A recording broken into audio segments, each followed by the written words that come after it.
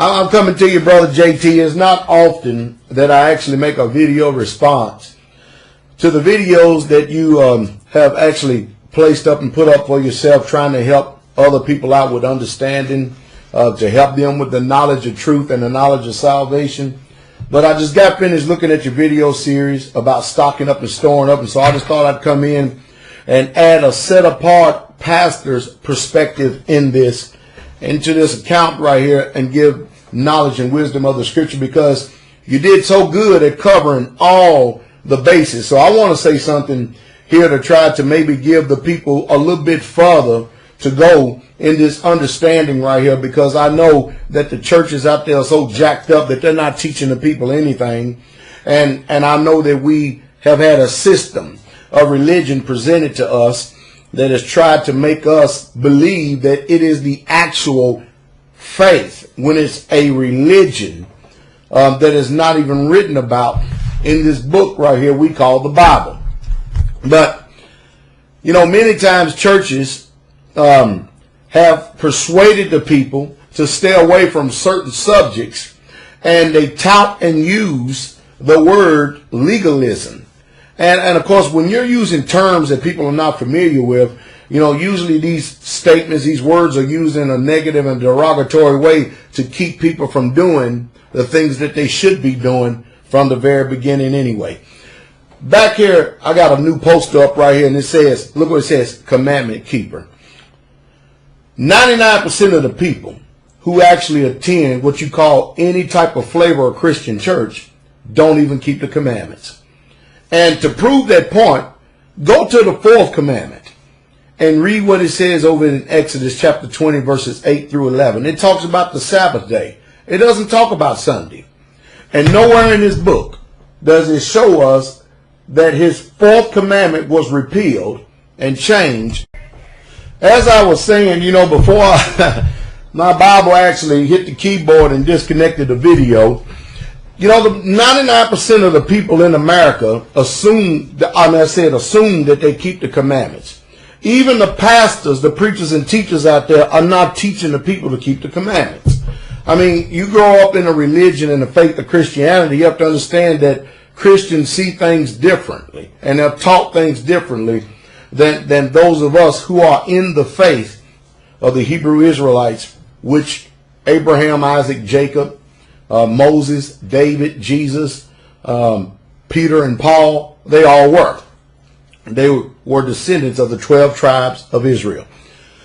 But the question is should we store up and should we stock up, or shouldn't we store up or shouldn't we stock up? Which one is it? And of course, it's always coupled to faith. Let me give you the scriptural reference of what faith is. Now, just like JT had quoted, faith is the substance of things hoped for, the evidence of things not seen. And also, faith in itself, without works, it is dead. That part right there, you hardly ever hear quoted. Now, if we go to the faith chapter, and that is Hebrews 11 chapter, we will always see that faith is always accompanied with something. For instance, you read the entire chapter of Hebrews 11, it talks about Abraham, it talks about Noah, it talks about the faith of many of the patriarchs, and I'm sitting here reading it right now. It talks about Isaac, it talks about the faith of Moses, it talks about Jericho, it talks about Rahab the harlot was included in the faith chapter. And every single one of these equated faith with action. Whereas in this Christian perspective of the way that we have been trained to view things, we view it from an abstract viewpoint. To us, the way we have been trained here in Christian America is that if we think it, if we believe it, then we equate that to faith. But according to Eastern Hebraic thought, faith is always coupled with action. After all, listen to what one of the apostles say. As I go over here to James, the 2nd chapter, start at verse 17. It says, even so faith, if it have not works, is dead, being alone. See, if you just have faith and you just put mental assent with it, that's not a work. That's not enough. He says that kind of faith, it is dead because it's all by itself. There's no substance. There's no action to it. This is a working type faith right here. Look what it says right here. Yea, a man may say that thou hast faith, and I have works. Show me thy faith without thy works. So you got a lot of Christians out there that show faith by mental assent, words, nothing coupled behind it, no action behind it whatsoever at all. But James says right here, and I will show thee my faith by my works. So you see the difference in the Hebraic thought as opposed to the American abstract thought. Thou believest that there's one God? Thou doest well. The devils also believe and tremble. But wilt thou know, O vain man, that faith without works is dead? So when we go and we talk about the story of Joseph, remember, he had a dream. He had a vision. He understood what was getting ready to come down the pipe. So he prepared. Not only he prepared Pharaoh's house, and in his righteousness, in his works of preparing, he actually was able to provide for his family. Now you think about this. We live in a country and live in a society that they don't believe in holiness. They don't believe in righteousness. They don't keep the commandments. They're not a commandment keeper. They don't keep the commandments of the Father. They make their own set of rules. They make their own holidays. They make their own holy days. They do whatever they want to do. And they expect, watch this now, this holy, pure, clean, most high Yah, the Elohim, the creator of the universe, to part the Red Sea, just like he did for the ancient Israelites, and there ain't no Moses that they're around. They expect the walls of Jericho to come down just because they give mental assent. And we're not living any holiness. We're not being holy. We're surely not looking holy. And we're not what you call a holy people in this generation. We don't live a set apart life. Our life is not consecrated to the Most High Yah.